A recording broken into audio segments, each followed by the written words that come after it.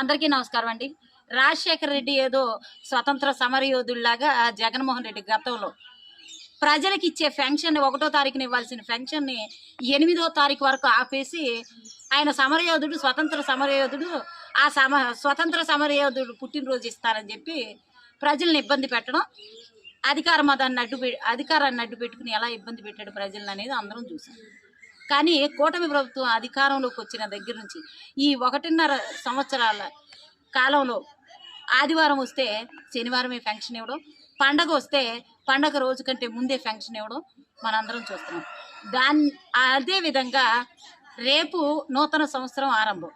కానీ ఒకరోజు ముందుగానే నారా చంద్రబాబు నాయుడు గారు డిసెంబర్ 31వ తారీఖున గడప గడపకి ప్రతి ఒక్కరికి ఫంక్షన్ ఇమ్మని ఉదయం 7 గంటలకల్లా ప్రజలకి ఫంక్షన్ అందజేసి నూతన సంవత్సరాన్ని అందరూ కూడా ఎంతో సంతోషంగా వారి కుటుంబాలతో జరుపుకునేలాగా వారి కుటుంబాల్లో పండగ వాతావరణాన్ని తీసుకొచ్చిన నారా చంద్రబాబు నాయుడు గారికి, కూటమి ప్రభుత్వానికి ప్రజలు ఏ విధంగా కృతజ్ఞతలు తెలియజేస్తున్నారో నేను ఫేస్బుక్లో వీడియోలు పెట్టడం కూడా జరిగింది.